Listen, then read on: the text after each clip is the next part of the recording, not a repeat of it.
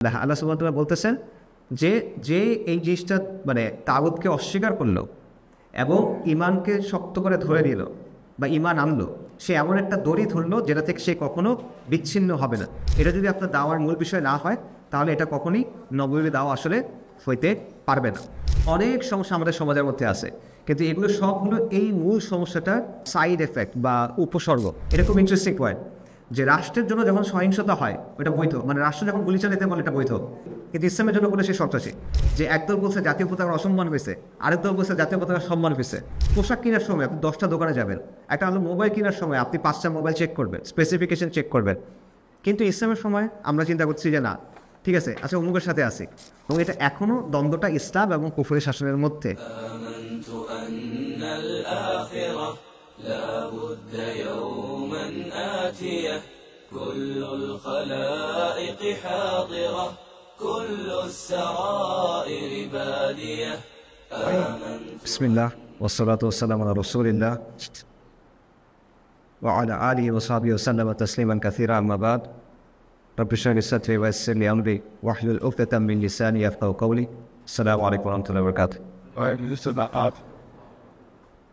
আলহামদুলিল্লাহ, আমরা আজকে এখানে কিছু কথাবার্তা বলার জন্য, আলোচনা করার জন্য একত্রিত হতে পারছি। এখানে আমাকে ইনভাইট করার জন্য আপনাকে ধন্যবাদ। আমি আসলে আরও কম মানুষ হবে, অনেক বেশি মানুষ ক্যামেরাটা, আমি বেশ ইনফর্মাল ভাবছিলাম, এখন একটু ফর্মাল লাগতেছে ব্যাপারটা। যাই হোক, সমস্যা নেই।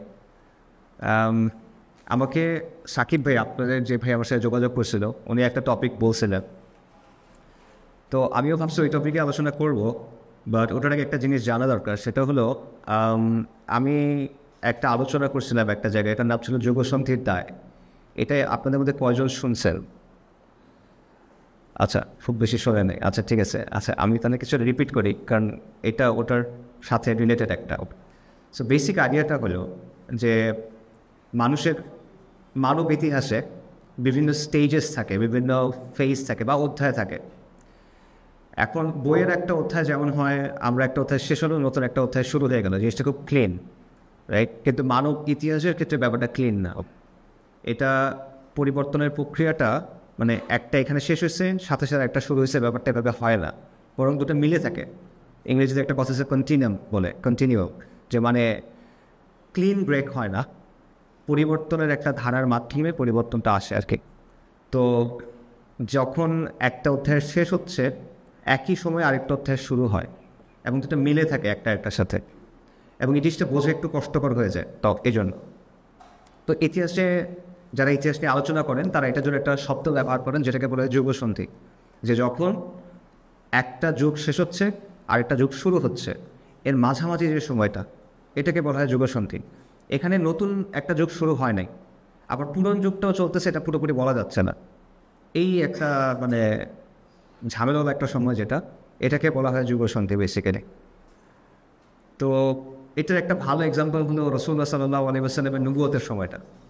কারণ নবুয়তের কয়েকশো বছর আগে এক ধরনের সাম্রাজ্য ছিল, এক ধরনের ওয়ার্ল্ড অর্ডার ছিল, কিন্তু ওই পর্যায়ে এসে আপনারা দেখবেন যে আপনারা যদি শেখ আবুল হাসান আলী নাদভীর সিরাত পড়েন বা মুসলিমদের প্রথমে বিশ্বকে হারালো, এই ধরনের আলোচনাগুলো শোনেন, দেখবেন উনি বলতেছিলেন যে পৃথিবীর অবস্থাটাই এমন হয়ে গেছিলো যে মানুষ আসলে ওয়েট করতেছিল একজনের জন্য, যদিও মানুষ জানতো না যে সে আসলে কিসের জন্য ওয়েট করতেছে, বাট মানুষের মধ্যে এই ইচ্ছাটা ছিল যে আমাদের একটা অপূর্ণতা আছে, কিছু একটা দরকার। তো ওটা একটা যুগসন্ধির সময়। আগের যে সিস্টেম ওটার কাজ করতেছে না। আগের যে নবী ছিলেন ঈসা আলাইহিস সালাম, তার উম্মত কিন্তু পথভ্রষ্ট হয়ে গেছে, তারা শিরকের মধ্যে চলে গেছে। নতুন হিদায়াত দরকার, নতুন পথ নির্দেশনা দরকার, এই সব কিছু ছিল, যদিও মানুষ ক্লিয়ারলি বুঝতেছিল না। তো এটা হলো ওরকম একটা সময়, যুগসন্ধির সময়। তো বর্তমানে আমরা যে সময়টায় আছি, আমার প্রস্তাবনা হলো এটা, যে এটা আসলে একটা যুগসন্ধির সময়। মানে আমরা এমন একটা সময় আছি যখন পৃথিবীর ইতিহাসে বড় ধরনের একটা পরিবর্তন ঘটতেছে, কিন্তু পরিবর্তনটা আমরা বুঝতে পারতেছি না, এবং এটা স্বাভাবিক, এটা নর্মালি হয়। যেমন ধরেন, মানে পরিবর্তনটা অনেক বড় আর আমরা নিজেরা খুব ছোট, এই কারণে আমরা বুঝতেছি না। এটা একটা উদাহরণ হলো, পৃথিবী তো ঘুরে, 24 ঘন্টায় পৃথিবী একবার ঘুরে, আহ্নিক গতি বলি আমরা, রাইট? তো এটা তো ঘুরতেছে নিশ্চিত, কিন্তু আপনি কিন্তু বুঝতেছেন না পৃথিবীটা ঘুরতেছে। আপনি তাকায় দেখেন সব কিন্তু স্টেশনারি, কোনো কিছু ঘুরতেছে না। আকাশের দিকে তাকালেও আপনি তাকায় থাকেন, দেখতেছেন ঘুরতেছে না, বাট অ্যাকচুয়ালি কিন্তু ঘুরতেছে। এটা প্রমাণ আছে। প্রমাণ কি? দিন আর রাত হচ্ছে, এটা হলো প্রমাণ, রাইট? কিন্তু যেহেতু পৃথিবীর তুলনায় আমরা অনেক ছোট, আমাদের পক্ষে এটা বোঝা সম্ভব না যে পৃথিবী আসলে ঘুরতেছে। যদিও আমরা এটার মানে ইঙ্গিত পাই, আভাস পাই, কিন্তু আমরা ওই মোমেন্টে বুঝি না যে পৃথিবীটা ঘুরতেছে। এই মোমেন্টে যেমন আমি বুঝতেছি না পৃথিবীটা ঘুরতেছে, আপনিও বুঝতেছেন না। সেম জিনিসটা চিন্তা করেন যে ইতিহাসের চাকাটা ঘুরতেছে, কিন্তু আমি এত ছোট আর চাকাটা এত বড়, যেই কারণে এই ঘোরাটা আমি আর আপনি বুঝতেছি না। আমাদের কাছে মনে হচ্ছে সবই তো একরকম, 5 বছর আগে যা ছিল এখনও তা, 10 বছর আগে যা ছিল তা, 20 বছর আগে যা ছিল এখনও তাই। বাট অ্যাকচুয়ালি পরিবর্তনটা ঘটতেছে, এবং এই পরিবর্তনটা করতেছে নানা মাত্রায়, নানা দিকে। যেমন আন্তর্জাতিক বিশ্বে এক ধরনের পরিবর্তন করতেছে। যেমন ধরেন দ্বিতীয় বিশ্বযুদ্ধের পর একটা নির্দিষ্ট ধরনের ওয়ার্ল্ড অর্ডার ছিল, এটা পরিবর্তন হয়ে যাচ্ছে এখন। যেমন ধরেন একটা খুব সিম্পল প্রমাণ হলো দ্বিতীয় বিশ্বযুদ্ধের পর থেকে ওয়ার্ল্ড ট্রেড মানে বৈশ্বিক বাণিজ্য সব কিছু ডলার দিয়ে হতো। এখন দেখেন বিশাল একটা অংশ ডলারের বাইরে হচ্ছে। চীন রাশিয়া ডলারের বাইরে করে, চীনের সাথে আফগানিস্তান বা অন্যান্য ভারত ইভেন এরাও কিন্তু ডলারের বাইরে করে। ব্রিক্স কান্ট্রিগুলো তারা নিজেদের কারেন্সি দিয়ে করতেছে। এটা একটা অনেক বড় পরিবর্তন আসলে। পেট্রো ডলারের হিস্ট্রি দেখলে আপনারা বুঝবেন যে ডলার থেকে যে সরে আসা হচ্ছে, এটা অনেক বড় একটা পরিবর্তন আসলে। এরকম পরিবর্তন আছে। আমেরিকা এবং ইউরোপ একসাথে ছিল নেটোর মাধ্যমে, এখন দেখেন ট্রাম্প বলছে সে নেটো থেকে বের হয়ে যেতে চায়। তারপর মনে করে 90-এর পর আমেরিকা এককভাবে একটা সুপার পাওয়ার ছিল, তারা ওয়ার অন টেরর চাপাই দিছে, তারা যা বলছে তাই দিছে, এটসেট্রা এটসেট্রা। এখন দেখেন এগুলো কিন্তু পরিবর্তন হচ্ছে, মাল্টিপোলার ওয়ার্ল্ড এটসেট্রা বলতেছে। আঞ্চলিকভাবে দেখেন ভারতীয় উপমহাদেশে বিভিন্ন ধরনের ঝামেলা, ইন্ডিয়া পাকিস্তানের ঝামেলা আছে, ইন্ডিয়ার সাথে বাংলাদেশের ঝামেলা আছে, মিয়ানমারের অবস্থা দেখেন, পানি নিয়ে লড়াই, এই যে আমাদের নদীর পানি ওরা দেয় না, এটা কিন্তু পাকিস্তানের সাথেও সেম। উপমহাদেশের যতগুলো মূল নদী আছে সবগুলোর উৎপত্তিস্থল হলো ভারতে পড়ছে আর কি। তো তারা আটকায় দিতে চায়, ওনাদের দিবে না, বা ইচ্ছা মতো বাদ দিচ্ছে। এটাতে সবাই ক্ষতিগ্রস্ত হচ্ছে। এবং এটা এমন একটা বিষয় যেটা আপনি উপেক্ষা করতে পারবেন, এটা এখন পারতেছেন, বাট লম্বা টাইম ফ্রেমে উপেক্ষা করতে পারবেন না। 50 বছর 100 বছরে এটা সম্ভব না। তো উপমহাদেশে এরকম নানা সমস্যা আছে। বাংলাদেশের অবস্থা দেখেন, বাংলাদেশ একটা বড় রাজনৈতিক পরিবর্তনের মধ্যে দিয়ে গেছে, এবং এই জন্যই দেখেন এখনও কিন্তু দেশ স্টেবল হয় নাই। এটা হবে না, স্বাভাবিক। এটা কেন হবে না? কারণ আগে একটা স্টেবল কাঠামো ছিল, ওটা একটা জুলুমের কাঠামো ছিল, বাট স্টেবল ছিল। এখন ওটা ভেঙে আপনি নতুন কিছু বানানোর চেষ্টা করতেছেন, কিন্তু এই চেষ্টাটা ভালো মতো হচ্ছে না, প্রপারলি ভাঙে নাই। আবার যে নতুন কিছু বানাবে এটাও প্রপারলি হচ্ছে না। নানা ধরনের ক্ষমতা, শক্তি, গোষ্ঠী, নানা বিষয় আছে। এই কারণে দেখবেন আপনি এক ধরনের অশান্তি বা ইনস্টেবিলিটি আছে, এটা থাকবে। এটা আমার ধারণা যদি এভাবে থাকে তাহলে কন্টিনিউসলি এটা থাকবে, কমে আসবে হয়তো বা, কিন্তু একটা সার্টেন লেভেল অফ ইনস্টেবিলিটি আসলে থাকবে, স্বাভাবিক, লজিক্যাল এটা। তারপর মনে করেন আমাদের দেশে রোহিঙ্গাদের একটা বড় সমস্যা আছে, লক্ষ লক্ষ রোহিঙ্গা এখানে আছে। এটা একটা সলিউশন তো আসলে আলটিমেটলি করতে হবে। মিয়ানমারের ওখানে আরাকান আর্মি মনে করেন বাংলাদেশের সেন্ট মার্টিনে এইটি করে মাঝে মধ্যে, তাদের কী ইচ্ছা আমরা জানি না। শান্তি বাহিনী এখন হঠাৎ করে আবার অ্যাক্টিভ হয়েছে। শান্তি বাহিনী কিন্তু ইনিশিয়ালি রাষ্ট্রের বিরুদ্ধে যুদ্ধ করছিল, বিচ্ছিন্নতাবাদীদের ছিল। তারপর কেএনএস নামে একটা দল আছে, কুকিচিল, রাইট, তারাও আলাদা হইতে চায়। সো আজকে থেকে কত বছর আগে, 80 বছর আগে, 76 বছর আগে, 77 বছর আগে মনে করেন, ভারতীয় উপমহাদেশের এক ধরনের ম্যাপ তৈরি করা হয়েছিল রেডক্লিফ লাইন দিয়ে। পাকিস্তান, ভারত, পূর্ব পাকিস্তান এবং পশ্চিম পাকিস্তান এবং অন্যান্যগুলো। এটা 71-এ একবার চেঞ্জ হয়েছে। এই বর্তমান যে অবস্থা আছে, যতগুলো টেনশন একসাথে আছে। ও আচ্ছা, আবার পাকিস্তানে ওয়াজিরিস্তানে যারা আছে টিটিপি, তারা কিন্তু আলাদা হয়ে যেতে চায়, যে তারা পাকিস্তানের সাথে থাকবে না। তাদের বক্তব্য হলো আমরা পাকিস্তানে আসছিলাম কারণ আপনারা আমাদের বলছিলেন যে শরিয়াতে শাসন হবে, এখন হচ্ছে না, আমরা আলাদা হয়ে যেতে চাই। সো এই ব্যাপারগুলো আছে। এই সবগুলো ব্যাপার যদি আপনি সামনে রাখেন, ধরেন 50 বছর পরে উপমহাদেশের যে মানচিত্রটা, এটা যে একদম এরকমই থাকবে এটা বলাটা মুশকিল, বরং এই মানচিত্র চেঞ্জ হয়ে যাওয়ার সম্ভাবনা আছে। বাংলাদেশের ক্ষেত্রে যদি নর্মালি চিন্তা করেন, ক্লাইমেট চেঞ্জের কথা আপনারা শুনছেন, পরিবেশগত বিপর্যয় বা যেটাই বলা হয়, এটার একটা প্রেডিকশন আছে যে 2050 নাগাদ বাংলাদেশের উপকূলীয় অঞ্চলের মধ্যে 15 থেকে 20% তলায় যাবে। বাংলাদেশ অলরেডি ছোটো একটা দেশ, যার মধ্যে অনেক মানুষ, এর মধ্যে আপনার 15% ল্যান্ড তলায় যাবে, আপনি কই যাবেন? ঠিক আছে, আবার আপনার এখানে লক্ষ লক্ষ রোহিঙ্গা আছে, রাইট? সো এরকম অনেকগুলো বিষয় আছে। তো এই ধরনের একটা প্রক্রিয়ার মধ্যে দিয়ে আমরা যাচ্ছি, যুগসন্ধির একটা প্রক্রিয়ার মধ্যে দিয়ে আমরা যাচ্ছি। এবং যে কথাটা আমি প্রায় অনেক জায়গায় বলি, যে আমরা বাংলাদেশকে অনেক তুচ্ছ তাচ্ছিল্য করি এবং বাংলাদেশের মানুষদের অনেক তুচ্ছ তাচ্ছিল্য করি, এই বাঙালি কিছু পারে না, বাঙালি এই সেই। বাট বাংলাদেশের কিছু পার্টিকুলার ধরনের স্পেশালিটি আছে, বিশেষত্ব আছে, যেটা আমরা খেয়াল করি না। যেমন ধরেন, পুরো পৃথিবীর মধ্যে মুসলিম উম্মাহ কত? 1.8 বিলিয়ন বলা হয়, অথবা মনে করেন 2 বিলিয়ন, 200 কোটি। এই 200 কোটির মধ্যে সবচেয়ে বেশি সংখ্যক মুসলিম কোন জাতির? আরব। 2 নম্বরটা ইন্দো পাক সম্ভবত। 3 নম্বরটা হলো বাঙালি। ঠিক আছে, পুরো মুসলিম উম্মার মধ্যে এথনিক্যালি থার্ড লার্জেস্ট গ্রুপ হলো বাঙালি মুসলিম, প্রায় 20 কোটির মতো, 18 থেকে 20 কোটি। আর বাঙালি মুসলিমের মধ্যে 85 থেকে 90% কোথায় পড়ছে? বাংলাদেশে। 5%-এর মতো পশ্চিমবঙ্গে আছে। আচ্ছা, কিন্তু এই জায়গাটাতে এত মুসলিম হওয়ার কথা না, কারণ এই জায়গাটা কখনোই ইসলামের যেই মূল কেন্দ্রগুলো ছিল সেটার সাথে জড়িত ছিল না। যেমন সিরিয়া, দামাস্কাস, উমাইয়াদের ক্যাপিটাল ছিল বাগদাদ, আব্বাসীদের ক্যাপিটাল ছিল ইস্তাম্বুল, উসমানীদের ক্যাপিটাল ছিল। এছাড়া সেন্ট্রাল এশিয়ায় যে বিভিন্ন রাজ্য ছিল, উজবেকিস্তান, কাজাকিস্তান, আজকের তারপর আফগানিস্তান, এসব জায়গায়, এদের সাথেও ডিরেক্টলি আমাদের কোনো চেইন নেই। কিন্তু এখানে এতগুলো মুসলিম, এবং এটা কিন্তু হিস্টোরিয়ানও ব্যাফল্ড, মানে ইতিহাসবিদ যারা আছেন তারা এটা নিয়ে অনেক আলোচনা করছেন যে কেন এই জায়গাটাতে এত মুসলিম। এবং আপনি যদি দেখেন আমাদের চারপাশে কিন্তু মুশরিক, প্রত্যেকটা দিকে মুশরিক। আমাদের 7 সিস্টার্স আমাদের উপর দিকে মুশরিক, মানে মানচিত্রের উপর দিকে আর কি মুশরিক। বাম দিকে ভারত মুশরিক, মানে মিয়ানমার, আরাকানের একটা অংশ মুসলিম, এবং তারা এথনিক্যালি আমাদের মতোই মুসলিম। আসলে চট্টগ্রামের ভাষা, রোহিঙ্গাদের ভাষা তেমন কোনো পার্থক্য নেই, এথনিক্যালি টেস্ট করলে দেখবেন সেম এথনিসিটি মোরলেস। বাট অন্য সাইডটা আবারও মুশরিক। আরেকটা সাইড আছে, এটা হলো কে? বঙ্গোপসাগর। তো অদ্ভুত একটা বিষয় না যে এই জায়গাটা, যেটার সাথে হিস্টোরিক্যালি মুসলিম রাজনৈতিক শক্তির তেমন কোনো সম্পর্ক নাই, চারপাশে মুশরিক দ্বারা পরিবেষ্টিত, কিন্তু এখানে ইসলাম আছে, শুধু আছে না, এটা থার্ড লার্জেস্ট এথনিসিটি মুসলিমদের উম্মার মধ্যে।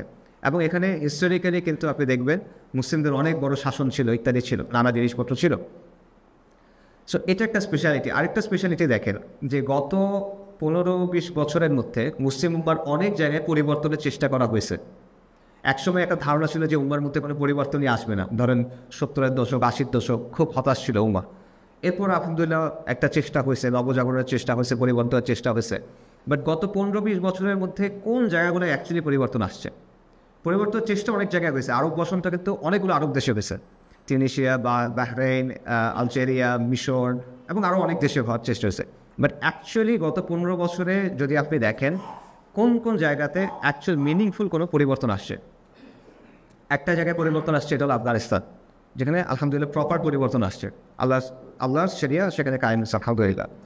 আরেকটা জায়গায় আপনি দেখেন সিরিয়াতে পরিবর্তন আসছে, পুরোপুরি সরিয়ে আসছে এটা বলাটা মুশকিল এখনও, তবে সেখানে পরিপূর্ণ একটা বৈপ্লবিক পরিবর্তন আসছে, মানে পুরো রাষ্ট্রের কাঠামো তারা বদলায় করতে পারছে, এবং সমাজ কাঠামো ইনফ্যাক্ট।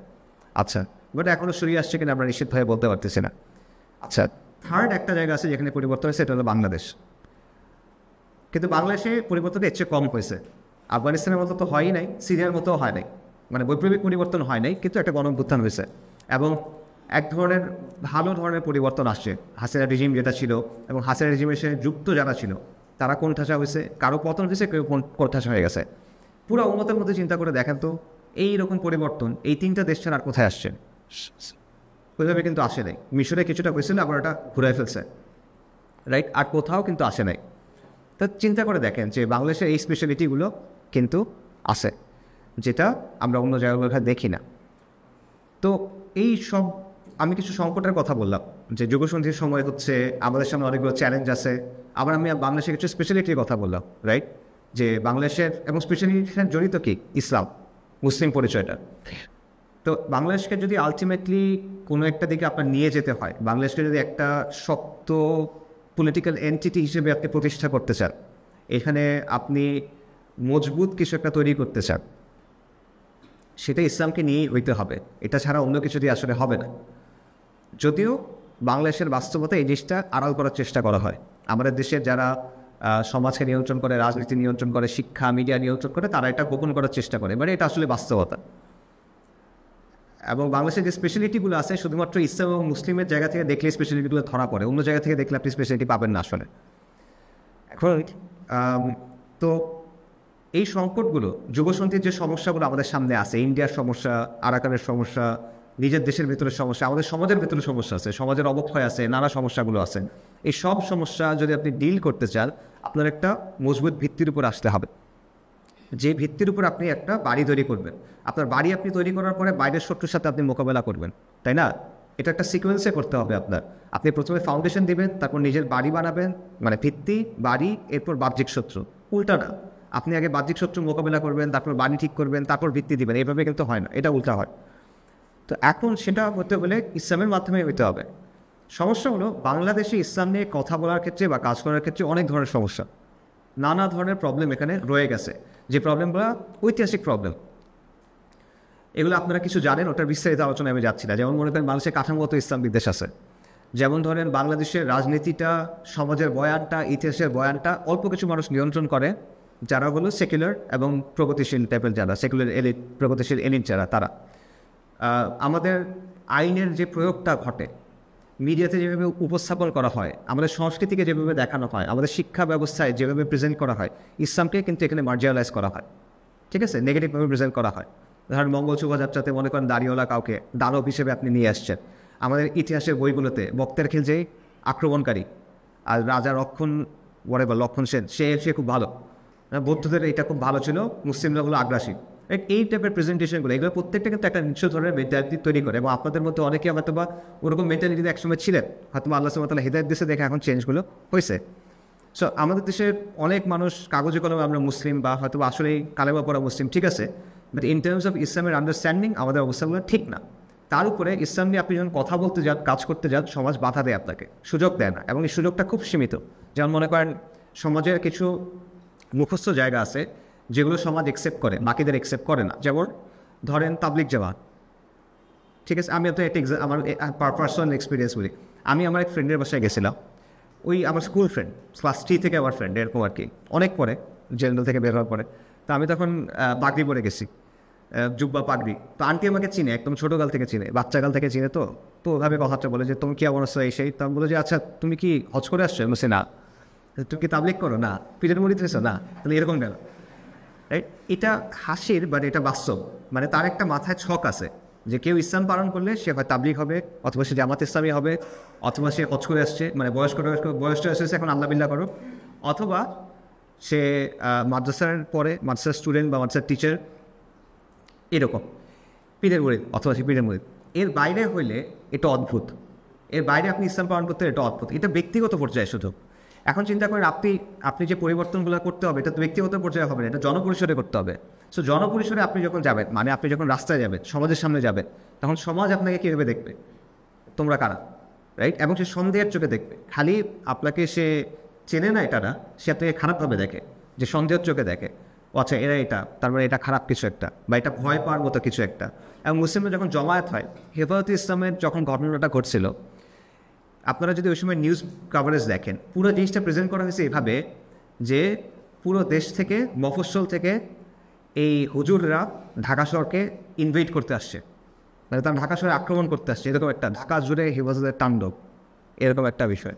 গাছ কাটছে, গুলি করে মেরেছে, এটা খবর নেই, গাছ কাটছে, এটা হলো সমস্যা। মানে আপনি বাইরের একটা ইনভেডিং ফোর্স, আপনি সমাজে অপর, রাইট? এই ব্যাপারগুলো আসলে আছে। তো আপনি এই সমস্যার, এই প্রত্যেকটা সমস্যা আমাদের সামনে রয়ে গেছে। এখন আমরা বলতেছি আমার সামনে একটা প্রবলেম আছে, অনেকগুলো প্রবলেম আছে, সলভ করতে হলে ইসলামকে দিয়ে সলভ করতে হবে। কিন্তু আপনি যে সলভ করার জন্য সমাজে গিয়ে কাজ করবেন, এটাই আপনি পারতেছেন না। আপনাকে আপনি তাবলিগে যাবেন, তাবলিগ হলে তুমি সমাজে তোমার কাজ করতে হবে, এবং তাবলিগের কাজ যতটুকু এতটুকু, বাইরে বেশি আবার না। আবার অথবা তুমি রাজনীতি করো, ডেমোক্রেট রাজনীতি, সেক্ষেত্রেও এগুলো বাদ দিয়ে করবা, রাইট? এইরকম বিষয়টা। তো এইভাবে তো আপনি পারবেন না ইসলামের উপর আনতে। এই সমস্যাটার সমাধানটা আসলে কীভাবে করা যায়, বা এখানে কী করণীয় হইতে পারে, এটি মূল আলোচনা, বাট ভূমিকাতে অনেক লম্বা সময় চলে গেছে। আচ্ছা, সো এখানে যে বিষয়টা, তার মানে হলো আমাদের সামনে যে প্রবলেমগুলো আছে এবং আমাদের যে সলিউশন করতে হবে, এটা সংক্ষেপে বলি, ব্যক্তিগত ইসলাহ দিয়ে হবে না। মানে ব্যক্তিগত পর্যায়ে আমাদের অনেক সেলফ হেল্প দরকার, রাইট? ঠিক আছে, আমি ডিসিপ্লিন নেই, আমার ডিসিপ্লিন হওয়া দরকার, আমার ইমান আমলের মেহনত করা দরকার, আমাদের সঠিক আকীদা বোঝা দরকার, আমাদের সাদাকা করা দরকার, এটসেট্রা। এগুলো বাস্তব, এখানে কোনো ভুল নাই, এবং এটা নিয়ে যারা কাজ করছে আল্লাহ তাআলা উত্তম প্রতিদান দান করুক। এটা অবশ্যই প্রয়োজন, এটা অনেক অনেক বেশি প্রয়োজন, কোনো ডাউট নাই। বাট শুধুমাত্র এটা দিয়ে সলিউশন হবে না, এটা ব্যক্তি পর্যায়ের সমস্যা না, এটা সামগ্রিক সমস্যা। রাইট? সো ব্যক্তি পর্যায়ে যে শুধুমাত্র ব্যক্তি পর্যায়ে ব্যক্তির উন্নয়নের জন্য দাওয়া করে বা সংস্কারের জন্য দাওয়া করে, ওটা দিয়ে এটা সলিউশনটা আসবে না। এটা হলো 1 নম্বর। 2 নম্বর হলো গতানুগতিক যে রাজনৈতিক কাঠামো বা কাজের কাঠামো, এটা দিয়েও সলিউশনটা আসবে না। কেন আসবে না? কারণটা হলো যে আপনি যখনই বিদ্যমান যে রাজনৈতিক প্রসেসটা আছে এটার মধ্যে ঢুকবেন, বেসিক্যালি ডেমোক্রেটিক রাজনীতি যেটা, এটাতে আপনি সোশ্যাল যে প্রেশারগুলো আছে এবং কালচারাল যে প্রেশারগুলো আছে এগুলোর প্রতি নতি স্বীকার করতে হবে আপনাকে। ঠিক আছে? এই কারণে দেখবেন সোসাইটির ট্রেন্ড যেদিকে যায়, রাজনৈতিক দলগুলোর ট্রেন্ড ওই দিকে যায়। ঠিক আছে? এই কারণে ধরেন কোনো একটা দল রাজনীতিতে ঢুকছিল মাথায় টুপি দিয়ে বড় দাড়ি নিয়ে, মানে শেরওয়ানি এবং পাজামা সহ। ঠিক আছে? বাট এখন দেখেন আস্তে আস্তে এটা নাই, শার্ট প্যান্ট টাকুর নিচে কাপড় চলে আসছে, দাড়ি ছোটো হয়ে গেছে, ছোটো হইতে হইতে নাই হয়ে গেছে হয়তো মনে করেন, টুপিও নাই, কথার কথা। এটা বাহ্যিক পয়েন্ট। আমি এটা ইটসেলফ এই জিনিসগুলোর কারণে কেউ বাতিল হচ্ছে এটা আমি বলতেছি না। আমি বলতেছি এই প্রেশারটা আছে এবং এই প্রেশারটা রাজনৈতিক দল ডিল করতে পারে না, কারণ তার রাজনীতিটা হলো নির্বাচনের রাজনীতি, রাইট? নির্বাচনের রাজনীতিতে সেটা কখনো প্রপারলি ডিল করতে পারে না। শিক্ষা সংস্কৃতিকে প্রভাবিত করে, সংস্কৃতি রাজনীতিকে প্রভাবিত করে, উল্টা না। রাজনীতি দিয়ে সংস্কৃতি প্রভাবিত হয় না, সংস্কৃতি রাজনীতিকে প্রভাবিত করে। সো বিদ্যমান অবস্থায় খেলার নিয়মটা একভাবে ঠিক করা হয়েছে, খেলার ময়দানটা একভাবে আঁকা হয়েছে, এটা করছে সেকুলাররা পুরোপুরিভাবে। এখন এইখানে আপনি যখন ঢুকবেন আপনার কিন্তু এটা মেনেই ঢুকতে হবে। এবং এটার বাস্তবতা হলো অনেকগুলো বাস্তবতা আছে। মানে বাংলাদেশের ইসলামী দলগুলো কত ভাগে ভাগ হয়েছে দেখেন, এবং যেগুলো ভাগ হয়েছে তাদের মধ্যে কতটা সেকুলার হয়ে গেছে এটা দেখেন। এটা কেন হয়েছে? তাদের মধ্যে অনেক মেধাবী, অনেক ভালো, মানে কর্মঠ যোগ্য লোকজনও পরবর্তী সেকুলার হয়ে গেছে। কারণ ওই প্রসেসটা, আপনি প্রসেসটায় ঢুকছিলেন সমাজটাকে চেঞ্জ করতে বা রাষ্ট্রকে চেঞ্জ করতে পারে, ওই প্রসেসটা ইটসেলফ আপনাকে চেঞ্জ করে, এটা বাস্তব। ঠিক আছে? সো এই জন্য গতানুগতিক এই পদ্ধতিতে যদি কেউ এখন ঢোকে, সে যদি আদর্শিক বিশুদ্ধতা বজায় রাখতে চায় সে পারবে না। তাকে নতি স্বীকার করতেই হবে, তার আদর্শের জায়গায় আপোষ করতেই হবে। তার মানে আলটিমেটলি যে জন্য আপনি ঢুকছিলেন, কেন ঢুকছিলেন? ওই সমস্যাগুলো সমাধানের জন্য, বাংলাদেশকে ইসলামের ভিত্তির উপর আনার জন্য। এটা এখন আর আপনি পারতেছেন না। আচ্ছা, তাহলে এই জায়গায় করণীয়টা আসলে কি? করণীয়টা আসলে হলো আপনার সম্পূর্ণভাবে সমাজটাকে বদলাইতে হবে। সমাজ বিপ্লব বলতে পারেন আপনি এটাকে, এবং এটা হইতে হবে তাজদিদের মাধ্যমে। তাজদিদ মানে ইসলামের পুনরুত্থান, পুনর্জীবন, রাইট? তাজদিদ যেটাকে বলা হয়, এইটার মাধ্যমে আপনার এই পরিবর্তন হইতে হবে। কেন তাজদিদ? কারণ এটার ভিত্তি হইতে হবে ইসলাম। সমাজকে আপনি ভারতের সামনে কী নিয়ে দাঁড়াবেন? কোন জিনিসটা নিয়ে আপনি ভারতের সামনে দাঁড়াবেন? ভারতের যে আগ্রাসন, হিন্দুত্ববাদের যে আগ্রাসন, কী নিয়ে দাঁড়াবেন? ওয়ার্ল্ডে আপনি কী পরিচয় নিয়ে হাজির হবেন? আপনার নিজের পরিচয়টা আসলে কী? এটাও কিন্তু ক্লিয়ার না। এই বিষয়গুলো আমাদের দেশে এখনও সামষ্টিকভাবে ক্লিয়ার না। তো এই জন্য প্রয়োজন হলো তাজদিদটা। এখন তাজদিদটা আপনি করবেন কীভাবে, এবং এখানে আপনার অ্যাপ্রোচটা কী হবে? এখানে কি আমাদের যেটা খেয়াল খুশি মনে হয় আমরা সেটা করব, নাকি আমরা কিছু মানুষকে অন্ধভাবে অনুসরণ করব, নাকি আমরা জাস্ট করতে করতে দেখা যাক, আচ্ছা শুরু করি ভাই, দেখা যাক, এভাবে করবো অ্যাড হক যেটা, এটার কোনোটাই আসলে সঠিক না। কারণ আপনি মনে করেন আপনি যদি 1 কোটি টাকা বিনিয়োগ করতে চান কোথাও, কোনো বিজনেসে খাটাবেন, আপনি মনে করেন দিনের পর দিন, সপ্তাহের পর সপ্তাহ এটা নিয়ে গবেষণা করবেন, আমি কোথায় খাটাচ্ছি, এখানে আমার বেনিফিট কত হতে পারে, লস কত হতে পারে, এই ব্যবসা আগে কারা করছে, তাদের কী হয়েছে, মার্কেটের অসংখ্য জিনিস আপনি হিসাব করার চেষ্টা করবেন, চেক করার চেষ্টা করবেন। আপনি যদি একটা ভালো গাড়ি কিনেন, আপনি অনেক কিছু বিচার আচরণ করবেন, এটা ছাড়া আপনি নেবেন না।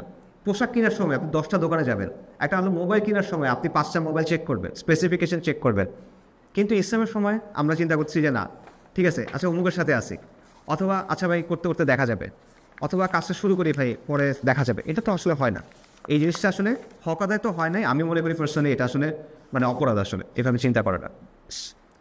তো এখন তাহলে আমরা আসলে করণীয়টা কোন জায়গা থেকে নিব? যদি আমাদের এরকম কিছু করতে হয়, আমাদের যদি সমাজকে এভাবে পরিবর্তন করতে হয়, সেটার প্রক্রিয়াটা কী হবে এবং এটা আমরা কোথা থেকে নিব? তো এই জায়গায় আমাদের আসলে নেওয়ার জায়গা হওয়া উচিত নবীদের দাওয়া, আম্বিয়া কেরামদের দাওয়া আলাইহিসসালাম। কেন?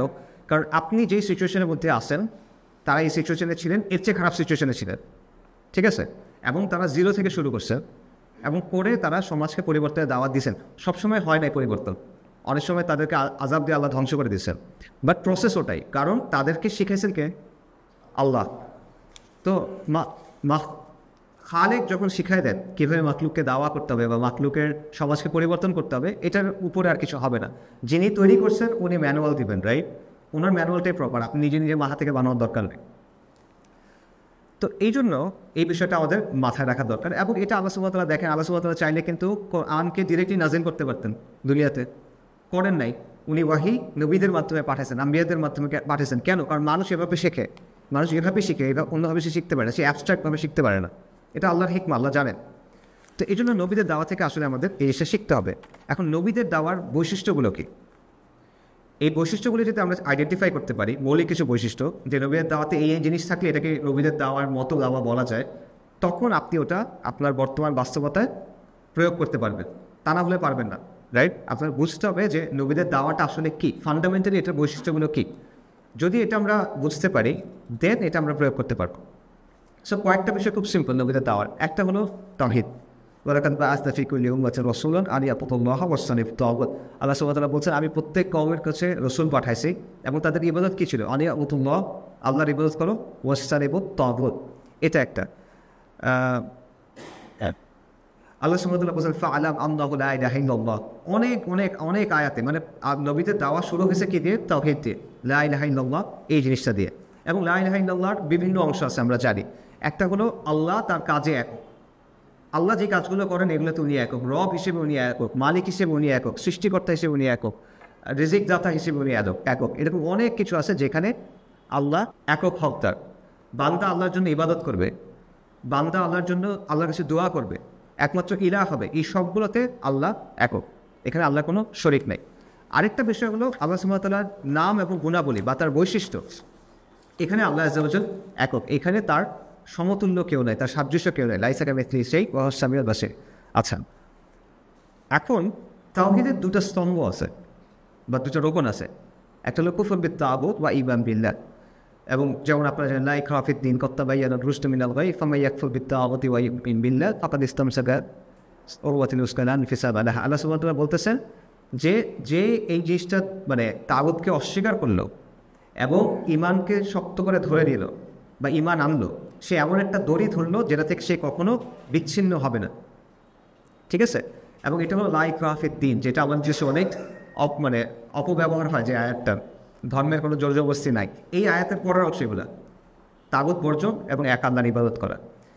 সো তাগুত বর্জন মানে কি, এই জিনিসটা বোঝা খুব গুরুত্বপূর্ণ। সো তাগুত মানে হলো আবিধানিক অর্থ তুগিয়া থেকে আসছে, সীমা লঙ্ঘনকারী, বা তাগুতের অর্থ হইল মিথ্যা ইলাহ। সহজভাবে যেই বৈশিষ্ট্যটা আল্লাহর, সুনির্দিষ্টভাবে যেই বৈশিষ্ট্য আল্লাহর, এককভাবে আল্লাহর, এইটা যখন আর কারো উপর প্রয়োগ করা হয় এবং সেটাতে সন্তুষ্ট হয়, তখন সে তাগুত। ঠিক আছে? সো ফর এক্সাম্পল, ফিরআউন বলছিল আনা রাব্বুকুমুল আ'লা, আমি তোমাদের সবচেয়ে বড় রব, রাইট? রব হলো আল্লাহ, ফিরআউন বলছে সে রব, তার মানে ফিরআউন তাগুত। নমরুদ বলছিল আমি জীবন এবং মৃত্যু দিতে পারি, ইব্রাহিম আলাইহিস সালামের সাথে আলোচনার সময় বলছিল। আসলে জীবনের মৃত্যু দেন কে? আল্লাহ, তার মানে নমরুদ তাগুত। সন্তান দেওয়ার মালিক আল্লাহ। আজকে কোনো পীর বাবা, কোনো কবিরাজ, বরাবর কেউ একজন এসে বলে যে না আমি ইচ্ছে মতো তোমাদের সন্তান দিতে পারবো, রাইট? এভাবে সে বলবে, এই অর্থে সে যদি বলে তখন সে তাগুত, শয়তান তাগুত। এবং একইভাবে মানুষের বানানো যে মূর্তিগুলো আছে এগুলো তাগুত। বিধানদাতা আল্লাহ, কেউ যদি নিজেকে আল্লাহর পরিবর্তে বিধানদাতা বলে, দিনদাতা বলে, এই বিষয়গুলো কেউ যদি বলে যে এই বিষয়টা আল্লাহ আর কাউকে দেন নাই, তাহলে সে তাগুত। এখানে একটা বিষয় মাথায় রেখে আমি একটা কথা বলছি, যে সন্তুষ্ট হয়, কারণ ঈসা আলাইহিস সালামকে আপনাকে অনেকে কনফিউজ হয়ে যায়। ঈসা আলাইহিস সালামকে নাসারারা ইবাদত করে, ঈসা আলাইহিস সালাম তাগুত? নাউজুবিল্লাহ, কখনো না। মসিহ ঈসা, সাইয়্যিদুনা ঈসা ইবনে মারইয়াম আলাইহিস সালাতু ওয়াস সালাম, উনি কখনো শেখান নাই এটা। উনি বলছেন আল্লাহর ইবাদত করো। তারা তার উপর মিথ্যাচার করছে, তারা ফেরেশতাদের উপরে মিথ্যাচার করছে। কুরাইশ যেমন ফেরেশতাদের উপর মিথ্যাচার করছে, এটা তাদের দোষ না। সো যে সন্তুষ্ট হয় সে তাগুত। ঠিক আছে? এটা মাথায় রেখেন। আচ্ছা, তাগুতের ব্যাখ্যায় ইবনুল কাইয়িমের একটা কথা আছে, আমি এটা পড়ে শোনাই, এটা ইম্পর্টেন্ট। এবং ইবনুল কাইয়িমের কথাটা ইম্পর্টেন্ট কারণ এটা আজকে থেকে প্রায় 700 বছর আগে বলা, রাইট? এমন না যে উনি এখনকার বাস্তবতা এগুলো বলতেছেন, 700 বছর আগের বাস্তবতাই বলছেন। উনি বলতেছেন যার কারণে বান্দা আল্লাহর সীমা লঙ্ঘন করে তারা প্রত্যেকেই তাগুত। সুতরাং প্রত্যেক কওমের তাগুত হলো জনগণ আল্লাহ ও রসুল ব্যতীত যার কাছে বিচার এবং ফয়সালা কামনা করে, সে তাগুত। অথবা আল্লাহ ব্যতীত যার ইবাদত করে সে তাগুত। অথবা আল্লাহর কাছ থেকে কোনো প্রমাণ ছাড়াই যার অনুসরণ করে, কিংবা আল্লাহর আনুগত্য না জেনে যার আনুগত্য করে, এরা সবাই তাগুত। যদি এদের ব্যাপারে এবং এদের সাথে মানুষের অবস্থা ও অবস্থান নিয়ে চিন্তা করে দেখা হয়, তাহলে দেখবেন অধিকাংশ মানুষই আল্লাহর ইবাদত থেকে ফিরে তাগুতের ইবাদতে লিপ্ত। আল্লাহ ও রাসূলের কাছে বিচার ফয়সালা কামনা করার পরিবর্তে তাগুতের কাছে বিচার ফয়সালা কামনা করে অধিকাংশ মানুষ, এবং আল্লাহর আনুগত্য ও রসুলের আনুগত্যের অনুসরণের পরিবর্তে তাগুতের আনুগত্য এবং তাগুতের অনুসরণ করে। ইলম ওয়াকিনের কথা, বিখ্যাত বই। আচ্ছা, সো এটা বাস্তবের সাথে মিলায় না। এখন এটা যদি আমরা এখন আমাদের জায়গায় আনি, আমাদের বাস্তবতায় আনি, আমরা বলছিলাম যে নবীদের দেওয়ার একটা বৈশিষ্ট্য হলো তাওহীদ। তাওহীদের দুটো রকম হলো কুফর বিত তাগুত, ঈমান বিল্লাহ। এখন আপনি আমাকে বলেন যে আমাদের বাস্তবতায় কুফর বিত তাগুত এবং ঈমান বিল্লাহ কী হবে, বা আরও সহজভাবে বলেন নবীদের দেওয়ার প্রথম বৈশিষ্ট্য তাওহীদ। যদি আপনি তাসদীদ করতে চান নববী দাওয়ার অনুসরণে, তাহলে প্রথম ভিত্তি হবে আপনার তাওহীদ। তাওহীদের দুটো রকম থাকবে, ঈমান বিল্লাহ। আচ্ছা, এটা আমরা বুঝলাম। কুফর বিত তাগুত কী হবে? এখন মিথ্যা ইলাহ এখন কে? কুরাইশের সময় মিথ্যা ইলাহ ছিল 360টার বেশি মূর্তি, যেটা কাবা ঘরের সামনে সাজিয়ে রাখা ছিল। এখনকার মূর্তিগুলো এখনও মাটি দিয়ে মূর্তি আছে, এখনও পৃথিবীতে কোটি কোটি মানুষ আছে, 100 কোটি মানুষ ইনফ্যাক্ট, যারা মূর্তি পূজা করে, হিন্দুরা, রাইট? বাট এখন অন্য ধরনের মূর্তি আছে। সেই মূর্তিগুলো হলো মতবাদ দিয়ে বানানো, সেই মূর্তিগুলো হলো তত্ত্ব দিয়ে বানানো, সেই মূর্তিগুলো হলো প্রতিষ্ঠান দিয়ে বানানো। যে আধুনিক সময়ে মানুষ কিছু মতবাদ তৈরি করছে, মানুষ কিছু আইডিওলজি তৈরি করছে, এবং মানুষ কিছু অ্যাবস্ট্রাক্ট জিনিস তৈরি করছে, জাতি, রাষ্ট্র, এরকম কিছু জিনিসগুলো তারা তৈরি করছে, জাতিসংঘ, যেগুলো ধরা যায় না, আপনি দেখবেন না। এবং তারা বলে না যে আমি রব, কিন্তু তারা আপনার কাছে দুটো জিনিস দাবি করে। এক, তারা সার্বভৌমত্ব দাবি করে। দুই, তারা পরিপূর্ণ আনুগত্য দাবি করে। ঠিক আছে, এই জিনিসটা ইম্পর্টেন্ট, এই জিনিসটা বোঝাটা জরুরি। এবং যত জিনিসপত্র আছে, যত বাদ মতবাদ তন্ত্রমন্ত্র আছে আধুনিকতার, এই সবগুলোর কেন্দ্রে আপনি দুটো জিনিস দেখবেন। এক, তারা ওয়াহিকে অস্বীকার করে, মানে অস্বীকার মানে ওয়াহি সত্য হইতে পারে, মিথ্যা হইতে পারে, বাট এটা আমাদের ফলো করার দরকার নেই, এটা তারা মনে করে। পাশাপাশি তারা তাদের কর্তৃত্বটা চাপা দিতে চায়। সমাজতন্ত্র, গণতন্ত্র, আপনি যত কিছু, প্রত্যেক তন্ত্রমন্ত্রের মূল কথা এটা, যে মানুষের আকলটা মূল জিনিস, ওয়াহি দিয়ে আমরা করবো না, আমার আকল দিয়ে আমরা বের করছি, এটা দিয়ে চলতে হবে। এটার মধ্যে ধর্ম ইন্টারফেয়ার করবে না। ধর্ম ইন্টারফেয়ার করবে না মানে কি? আল্লাহর কথা এখানে আসবে না, সহজ কথা। মানে মুসলিমের জন্য এটার অর্থটা এটাই, যে আল্লাহ রাসূল যা বলছে এটা এখানে ইন্টারফেয়ার করতে পারবে না। এটাই তো তাদের মূল কথা। বিচার করবো, ঠিক আছে, আমরা সংসদে যাবো, আইন প্রণয়ন করবো, এই সেই করে আমরা করবো, কিন্তু আল্লাহ তো বলছেন না, ঠিক আছে, ধর্ম এখানে ইন্টারফেয়ার করবে না। তার মানে আল্লাহর কথা একপাশে রাখ, নজুবিল্লাহ। এই জিনিসটা তো সে পড়তেছে। এবং এই প্রত্যেকটা জিনিস বেসিক্যালি যে কাজটা করতেছে, যেই জিনিসটা আল্লাহর খালেকের, সেটা সরায় এনে কার উপর বসাচ্ছে? মাখলুকের উপর বসাচ্ছেন। ঠিক আছে, যেই জিনিসটা আল্লাহর সেটা সরায় এনে মাখলুকের উপর বসাচ্ছে। এটা প্রত্যেকটা জিনিসের ক্ষেত্রে। লিবারেলিজম ফর এক্সাম্পল, লিবারেলিজম আপনাকে বোঝাচ্ছে সবচেয়ে বেশি ইম্পর্টেন্ট হলো আপনার স্বাধীনতা, আপনি যা চান এটা করেন, আরেকজনের ক্ষতি না করলে তো হইল। ব্যক্তি স্বাধীনতা, নারী স্বাধীনতা, এটসেট্রা এটসেট্রা, এই সব কিছু। এখানে মূল বিষয়টা আসলে কি? আপনি নফসের দাসত্ব করবেন। আল্লাহ সুবহানাহু ওয়া তাআলা বলছেন আফারাইতা মান ইত্তাখাযা ইলাহাহু হাওয়া, আপনি তাকে দেখেন না যে তার হাওয়াকে ইলাহ হিসেবে নিছেন। এটা লিবারেলিজম বেসিক্যালি। সেকুলারিজম কি বলতেছে? সেকুলারিজম, শেখ আব্দুল আজিজ তারিফের একটা কথা আছে যে যারা সেকুলার তারা কি বলে, যে বেসিক্যালি আসমানে আল্লাহ আছে, ঠিক আছে, জমিনে আল্লাহর কথা শুনবো না, নওয়াজুবিল্লাহ, এটাই তো বলতেছে। আর আল্লাহ সুবহানাহু ওয়া তাআলা কি বলছেন? আল্লাহ সূরা যুখরুফে আছে, আল্লাহ কি বলছেন? আল্লাহ আসমানেও ইলাহ, আল্লাহ জমিনে ইলাহ। সুবহানাল্লাহ। শুআয়ব আলাইহিস সালাম তার কওমকে গিয়ে যখন বলছেন যে তোমরা আল্লাহর ইবাদত করো আর ওজনে কম দিও না, তার কওম কি বলছে? বলছে তুমি আমাদের ব্যবসার মধ্যে এগুলো কেন নিয়ে আসতেছো? তুমি যে আল্লাহর ইবাদত করবে, সালাত তুমি এগুলো করো, ব্যবসার মধ্যে এগুলো কেন আনতেছো? শুআয়ব আলাইহিস সালামের কওম এটা একটা ক্ষেত্রে বলছে, ব্যবসার ক্ষেত্রে। বর্তমান সময়ে আমরা এটা সর্বজনীন বানায় ফেলছি, প্রতিটা ক্ষেত্রে এক্সেপ্ট মসজিদের ভেতরে ছাড়া। প্রতিটা ক্ষেত্রে তুমি আর তোমার আল্লাহ এখানে কেন আসছো? মসজিদের মধ্যে ঠিক আছে, রাইট? সো এই জিনিসটা আছে। সো আপনি যদি বলেন যে নবীদের দাওয়া অনুসরণ করবেন এবং তাওহীদ হলো ভিত্তি, তাহলে এই মিথ্যা ইলাহ যেগুলো আছে, মাটি দিয়ে বানানো, শব্দ দিয়ে বানানো, কাগজের দিয়ে বানানো, বাক্য দিয়ে বানানো, তত্ত্ব দিয়ে বানানো, এই সবগুলোকে আসলে রিজেক্ট করতে হবে। এটা হলো 1 নম্বর। 2 নম্বর বিষয়, এটাও খুব ইম্পর্টেন্ট, সেটা হলো নবী রাসূলদের যে দাওয়া ছিল, প্রত্যেকটা দাওয়া বা পুরো ইতিহাসটা যদি দেখেন, এটা হলো ইসলাম আর জাহিলিয়াতের একটা দ্বন্দ্ব, কন্টিনিউয়াসলি এটা চলতেছে। ঠিক আছে, রাসূলুল্লাহ সাল্লাল্লাহু আলাইহি ওয়াসাল্লামের কথা চিন্তা করেন, ওই সময় ওয়ার্ল্ডে অনেক ঘটনা করতেছিল। ধরেন পারস্য এবং রোমের মধ্যে ফাইট চলতেছিল, চীনের সাম্রাজ্য ছিল, বিশাল সাম্রাজ্য, সেই সাম্রাজ্যের মধ্যে নিজেদের নানা ধরনের দ্বন্দ্ব চলতেছিল। ভারতে অনেক রাজারা ছিল, মুশরিক রাজা যারা ছিল, এদের নিজেদের দ্বন্দ্ব চলতেছিল। কুরাইশের মধ্যে দ্বন্দ্ব চলতেছিল, যেই দ্বন্দ্বের কারণে আবু জাহেলরা সত্য জেনেও আল্লাহ রাসূলকে গ্রহণ করল না, সাল্লাল্লাহু আলাইহি ওয়াসাল্লাম। কিন্তু এই সব কিছু, ওই সময়ের একটা লোক যদি ইতিহাস লিখতো, তার কাছে এগুলো সবচেয়ে ইম্পর্টেন্ট বিষয়, রাইট? কিন্তু আজকে দেখেন ওই সময় সবচেয়ে ইম্পর্টেন্ট বিষয় কি? নবী সাল্লাল্লাহু আলাইহি ওয়াসাল্লামের দাওয়াত, যেটা ওই সময় মানুষ গুরুত্বপূর্ণ মনে করে দেয়। আমি যে আরেক জায়গায় বলছিলাম যে বদরের যুদ্ধকে আল্লাহ বলছেন ইয়াউমুল ফুরকান, সত্য মিথ্যার পার্থক্যকারী দিন। ইতিহাসের মধ্যে ওই বছরের জন্য না, দ্বিতীয় হিজরির জন্য না, কিন্তু মানব ইতিহাসে ইয়াউমুল ফুরকান একটা, বদরের দিন। এটা কেন?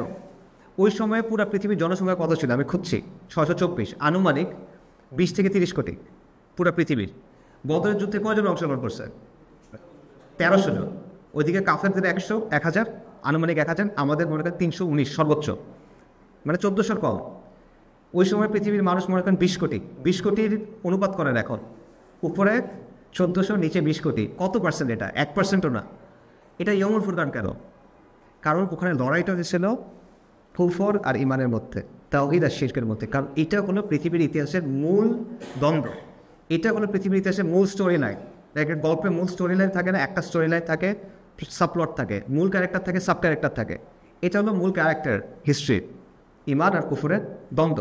ইব্রাহিম আলাইহিস সালাম যখন দাওয়া করছেন তার সম্বন্ধে তো অনেক সমস্যা না, নাকি খালি একটাই সমস্যা ছিল সব ঠিক খালি শিরক করে? না, অনেক সমস্যা। ইব্রাহিম আলাইহিস সালাম কী করছেন? উনি কে প্রথমে মূর্তি ভেঙে দিচ্ছেন। কেন? কারণ এটাই মূল সমস্যা, শিরক এবং তাওহীদের যে দ্বন্দ্ব, এটাই মূল সমস্যা। এই জন্য উনি ওখানে গিয়ে এটা করছেন। তো একইভাবে আমাদের অবস্থা যদি আমরা চিন্তা করি, আপনার দাওয়ার ক্ষেত্রে এটা কেন বললাম? কারণ নবীদের দাওয়ার বৈশিষ্ট্য হলো তারা এই মূল সমস্যাটা চিহ্নিত করতে পারছিলেন এবং সেটা অনুযায়ী তারা তাদের দাওয়াটা করছেন। এবং মূল সমস্যাটা সবসময় কিসের সাথে যুক্ত? ইমান বনাম কুফর, তাওহীদ বনাম শিরক, ইসলাম বনাম জাহেলিয়া। তো আপনি বাংলাদেশে এখন আসেন, বাংলাদেশের বাস্তবতায় যদি আপনি এটা প্রয়োগ করতে চান, তাহলে এটা বাস্তবতা কী হবে? এটার বাস্তবতা এটিই হবে যে বাংলাদেশের প্রধান দ্বন্দ্বটা হলো ইসলাম বনাম এই যে গায়রুল্লাহর যে ব্যবস্থাটা আছে, যেটা আমাদের উপর তারা চাপাই দিছে, এটার দ্বন্দ্বটা শুরু থেকে এটাই সমস্যা। দেখেন, উপমহাদেশে ইংরেজরা আসার আগে এখানে একটা মুসলিমদের শাসন ছিল এবং এক ধরনের ইসলামী শাসন ছিল, যদিও এটা অনেক ত্রুটিপূর্ণ ছিল, নো ডাউট। এটা প্রপার শরীয়ত শাসন ছিল, এটা বড়টা মুশকিল আসলে, ঠিক আছে? বাট স্টিল আইনগতভাবে তারা বলতো যে শরিয়াহ বিচার হবে, এটসেট্রা এটসেট্রা, এরকম জিনিসপত্রগুলো ছিল, যদিও অনেক প্রবলেম ছিল। এটাকে সরাইছে কারা? ব্রিটিশরা। ব্রিটিশ যখন সরাইছে, এখন আমরা যাদেরকে আকাবির বলতেছি, যে কোনো ধারা, আলে হাদিস বলেন, বালাকুটি সুন্নিরা বলেন, দেওবন্দিরা বলেন, জামাত ইসলামী বলেন, যে কোনো ধারা যাদেরকে আমরা আকাবির বলি, এদের সবার শুরুটা কীভাবে? ব্রিটিশের বিরুদ্ধে লড়াই করে বা আন্দোলন করে। তাদের আন্দোলনের উদ্দেশ্য কী ছিল? ইসলামকে আবার ফিরে আনা। তার মানে আমাদের বাপ দাদা বা আমাদের বড় দাদারা, শাহুল্লাহ মুহাদ্দিস দেহলভী থেকে শুরু করে সৈয়দ আহমেদ শাহিদ, শাহ ইসমাইল শাহিদ, শাহ আব্দুল আজিজ রাহিমাহুল্লাহ, হাজি শরীয়তুল্লাহ, তিতুমির, মাওলানা উলায়াত আলী, মাওলানা ইনায়েত আলী, ইমদাদুল মুহাজ্জির মাক্কি, তারপরে মাওলানা রশিদ আহমেদ গাঙ্গোহী, আকাবিরা দেওবন্দ সহ যতজন আছে, সবার শুরুটা কোন জায়গায়? দেখেন, তারা ইসলামে তাজদিদ করবেন, কারণ কুফর গানে পেয়েছে, কুফর আমাদের উপর চেপে বসছে, ইসলাম ফেরত আনতে হবে। এইটাই কিন্তু দ্বন্দ্ব। এইটা নিয়ে তারা 100 বছরের উপর কাজ করছেন, কুরবানি করছেন, শহীদ হয়েছেন, জেলে গেছেন। এই যে আপনারা এগুলো বইয়ে আছে, আন্দামানে আপনাদের পাঠা দেওয়া হয়েছে, কী পরিমাণ টর্চার করা হয়েছে, রাইট? এই জিনিসটা হাইজ্যাক হয়েছে কখন? যখন এগুলো ছেড়ে এই কম কোথায় গেছে? জাতীয়তাবাদে আত্মনাদ দিয়ে গেছে, মুসলিম জাতীয়তাবাদ, হিন্দু জাতীয়তাবাদ, এই সেই মুসলিম লীগ, কংগ্রেস, বেসিক্যালি সহজ ভাষায়। ওলামায়ে কেরামের আন্দোলন কিন্তু খিলাফত আন্দোলন পর্যন্ত ছিল। আপনি দেখবেন যে তাদের ধারাবাহিক একটা আন্দোলনের ধারাবাহিকতা ছিল, জিহাদ আন্দোলন ছিল, অন্যান্য দাওয়া ছিল, এটসেট্রা। কিন্তু এরপর থেকে আন্দোলনের এই কমের পুরো নেতৃত্বের স্টিয়ারিং চলে গেছে কংগ্রেসের কাছে এবং মুসলিম লীগের কাছে।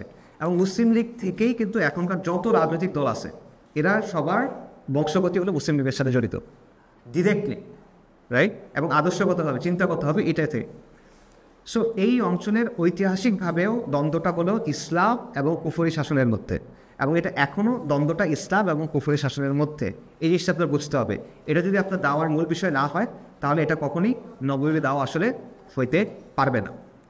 অনেক সমস্যা আমাদের সমাজের মধ্যে আছে, কিন্তু এগুলো সবগুলো এই মূল সমস্যাটার সাইড এফেক্ট বা উপসর্গ, রাইট? সিমটমস, এটার সিমটমস। অন্য আপনি আওয়ামী লীগ পড়ে গেছে, বাংলাদেশের সবচেয়ে বড় বাতিল শক্তি ছিল আওয়ামী লীগ, ঠিক আছে? মানে ইন্ডিজিনাস বাতিল শক্তি, ভূমিপুত্র বাতিল শক্তি, বাইরের অনেক বাতিল শক্তি এখনও আছে। এটা পড়ে গেছে, কিন্তু আপনার সমস্যা কিন্তু যায় নাই, রাইট? এই আওয়ামী লীগ যাবে, আরেকটা দল আসবে, সেটা যাবে, আরেকটা দল আসবে, কিন্তু আপনি এটা করতে থাকবেন, এই পরিবর্তন আসবে না যতক্ষণ না পর্যন্ত আপনি কিসে ফেরত আসতেছেন? দিন ইসলামে ফেরত আসতেছে। সো এটা আপনার দাওয়ার কেন্দ্র হইতে হবে, ঠিক আছে? এই জিনিসটা বুঝেন। নবী দাওয়া থেকে এটা আমরা বললাম যে নবীদের দাওয়ার দুইটা বৈশিষ্ট্য, প্রথম বৈশিষ্ট্য 7টা বৈশিষ্ট্য আছে, প্রত্যেকটা এখনকার কিছু বাস্তবায়ন হয় এটা বলার কথা। আমাদের সময় আছে 10 মিনিট, আমি কভার করতে পারতেছি না, বাট আমি জাস্ট এই একটা পয়েন্ট বলতেছি। নবীদের দাওয়ার মূল বৈশিষ্ট্য, প্রত্যেক নবী তাওহীদের দাওয়াত দিয়েছেন। তাওহীদের দুইটা বৈশিষ্ট্য, দুইটা রোকন, কুফর বিত তাগুত, ঈমান বিল্লাহ, মিথ্যা ইলাহকে অস্বীকার করা, এক আল্লাহর ইবাদত করা পরিপূর্ণভাবে। এবং আরেকটা আমি বললাম যে নবীদের দাওয়াটা সবসময় ঈমান ও কুফর, ইসলাম ও জাহেলিয়া, তাওহীদ ও শিরকের যে চিরন্তন লড়াই, এটার অংশ। তো এই দুটো জিনিস আপনি বাস্তবায়ন করতে আসেন, তার মানে হলো আপনার মানুষের বানানো তন্ত্রমন্ত্র, মানুষের বানানো ব্যবস্থা, মানুষের বানানো মতবাদ, এই সবগুলোকে অস্বীকার করতে হবে। এটা কুফর বিত তাগুত। এবং আপনার বলতে হবে আমরা এক আল্লাহর ইবাদত করব, মসজিদে, ঘরে, বাইরে, রাস্তায়, হুকুমতের ক্ষেত্রে, সমাজের ক্ষেত্রে। এটা হলো ঈমান বিল্লাহ। এবং আপনার বলতে হবে যে সমাজের মূল দ্বন্দ্ব যেটা, ইসলাম আর জাহেলিয়াতের দ্বন্দ্বটার প্রকাশ হলো আল্লাহর আইন বনাম গায়রুল্লাহর আইন। ইসলামের যে স্পিরিট আছে, ইসলামের যে সার নির্যাস, ইসলামের যে সৌন্দর্য, ইসলামের যে রুহানিয়াত, এগুলো আলটিমেটলি পরিপূর্ণভাবে প্রকাশিত হয় ব্যক্তির ইবাদতের মাধ্যমে অবশ্যই, বাট এটা একটা প্রকাশ হয় পুরো হুকুমতের মাধ্যমে। এই জন্যই তো নবী সাল্লাল্লাহু আলাইহি ওয়াসাল্লাম একটা হুকুমত তৈরি করছিলেন। রাষ্ট্র বলাটার ক্ষেত্রে অনেক ইস্যু আছে, হুকুমত তো প্রতিষ্ঠা করছে, এখানে কোনো সন্দেহ তো নাই, রাইট? সো ইসলামের শিক্ষাটা পরিস্ফুটিত হয় ওই হুকুমতের মধ্যে দিয়ে, ওইটা একটা সমাজ তৈরি করে। জাকাত আপনি কিভাবে দিবেন? জাকাত কে দেয়? কার কাছে জাকাত আদায় করে? কে? খলিফা। নবী সাল্লাল্লাহু আলাইহি ওয়াসাল্লাম করছে, এরপর খলিফা করবেন, শাসক করবে, এবং শাসক এটা বাস্তবায়ন করবে। এটা ইসলামের একটা 5টা মৌলিক স্তম্ভের মধ্যে একটা না, সেটার সাথে জড়িত আছে কে? দেখেন, শাসক। আমরা এখন বর্তমানে যেভাবে জাকাত দিই, ঠিক আছে, এটা আদায় হয়ে যাবে ইনশাআল্লাহ, কিন্তু এটা কিন্তু আইডিয়াল সিচুয়েশন না। আইডিয়ালি নবী সাল্লাল্লাহু আলাইহি ওয়াসাল্লাম নিছেন শাসকদের কাছে নেওয়ার কথা। এবং জাকাতের আসনাফদের মধ্যে, জাকাতের হকদারদের মধ্যে একটা হলো জাকাত কালেক্টর। জাকাত কালেক্টর কোথায়, কীভাবে আসবে যদি শাসক না থাকে? সো দেখেন, ওই জিনিসটাই কিন্তু আলটিমেটলি ইসলামের পরিপূর্ণ বহিঃপ্রকাশটা ওই সিস্টেমের মাধ্যমে হয়, যেটা আল্লাহ আমাদের দিয়েছেন, রাইট? একইভাবে কুফরের পরিপূর্ণ প্রকাশটা একটা সিস্টেমের মাধ্যমে হয়, যেটা কাফেররা আমাদের দিছে, যেটা হলো এই সেকুলার ব্যবস্থা। সেকুলার ব্যবস্থা কিন্তু তত্ত্ব নিয়ে আপনার সামনে আসে না। আপনার দৈনন্দিন জীবনে কোনো তত্ত্ব আপনারা শুনেন নাই, কিন্তু আমাদের জীবনটা সেকুলার হয়ে গেছে। কেন? কারণ এই সিস্টেম তো সেকুলার, রাইট? তো এই সিস্টেমটা, ইসলামের সিস্টেম আর সেকুলার ব্যবস্থার যে সিস্টেম, এটি আসলে মূল দ্বন্দ্বটা, যেটা আমাদের বুঝতে হবে। আচ্ছা, এইটা গেল আরেকটা পয়েন্ট কাভার করে, যেহেতু অন্য পয়েন্টগুলো যাওয়া যাবে না, এটাও বলি। সেটা হলো, এই জিনিসটা বোঝার সবচেয়ে সহজ উপায়টা হলো সার্বভৌমত্বের ব্যাপারটা চিন্তা করেন। সার্বভৌমত্বের আইডিয়াটা, সার্বভৌমত্ব হলো আধুনিক রাষ্ট্র যেটা আছে, এটার একটা কোর কনসেপ্ট হলো সার্বভৌমত্ব, সভারেন্টি। এবং গত 200 বছরে রাষ্ট্রের কাঠামোর মধ্যে অনেক পরিবর্তন আসছে, বিভিন্ন ধরনের রাষ্ট্র আসছে, কিন্তু সার্বভৌমত্বের কনসেপ্টটা পরিবর্তন হয় নাই। এবং সার্বভৌমত্বের কিছু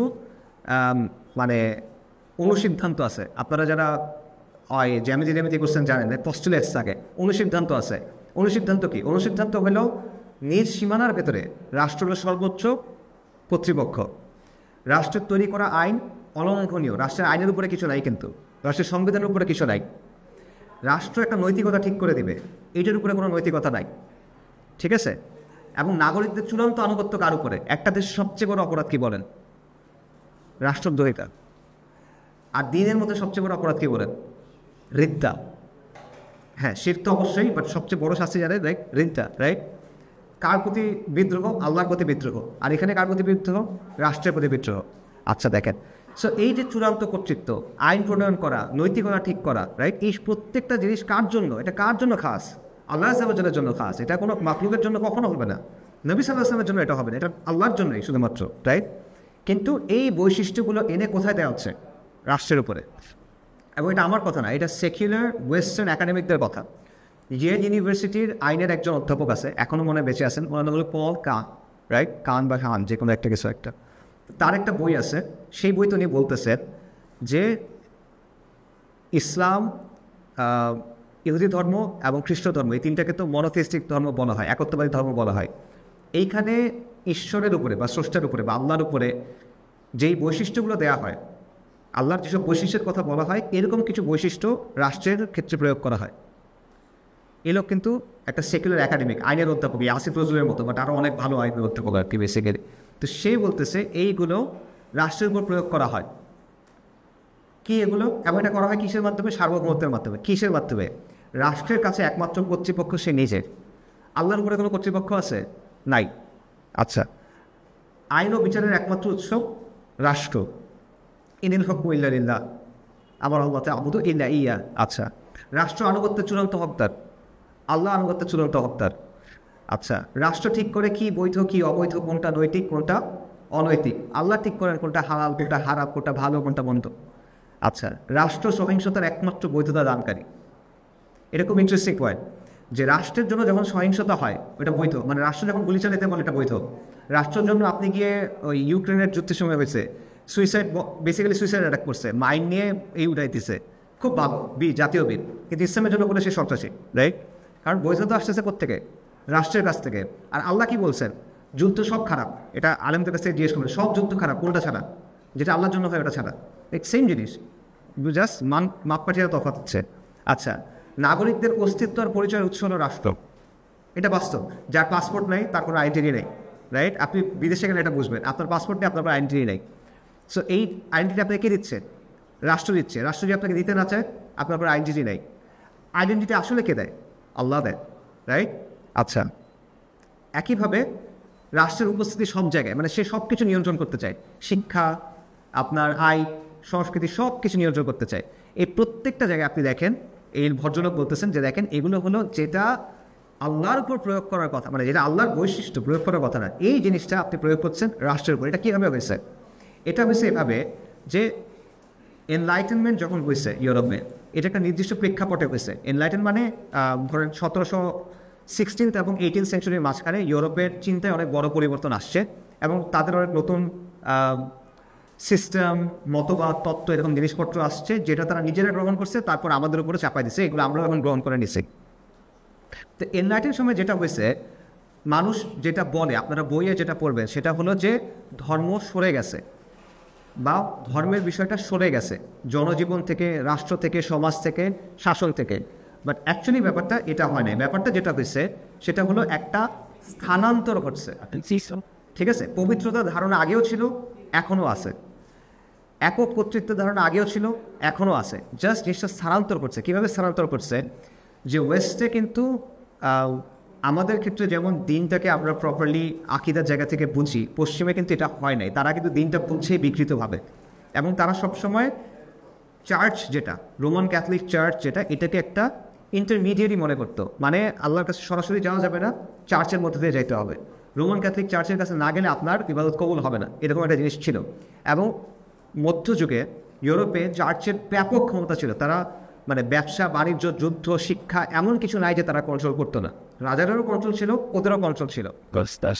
তো এই যে ব্যাপক, মানে একটা প্রতিষ্ঠানের উপরে এত কিছু আরোপ করা, চার্চকে মূলত তারা, চার্চের উপর তারা আসলে আল্লাহর অনেক বৈশিষ্ট্য আরোপ করছিল। যেমন ক্যাথলিকদের একটা বিষয় আছে কনফেশনাল, আপনারা এটা জানেন অনেকে, যে আমি গুনাহ করছি, আমাকে মাফ করে দেন। এইটা নাউজুবিল্লাহ, এটা আপনি করবেন আল্লাহর কাছে, তাই না? এটা করতে হয় কই? গির্জায় গিয়ে পাদ্রীর কাছে, আমি এটা করছি, কি করবো? হ্যাঁ ঠিক আছে, ব্লেস ইউ, ঠিক আছে মাফ করলাম, এটা করো। তো এই বিষয়গুলো ওখানে ছিল। আল্লাহর কাছে যাইতে হবে, আপনি নিজে যে ইবাদত করলে হবে না, চার্চের কাছে এসে করতে হবে। এগুলো তো শিরক, রাইট? এগুলো একদম মানে মেইন কুরাইশের শিরকগুলো এই টাইপের ছিল।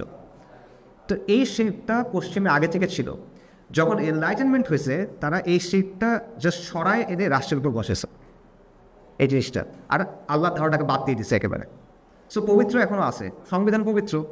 আপনি বলেন কোরআন পবিত্র, সে বলবে সংবিধান পবিত্র, ঠিক আছে না?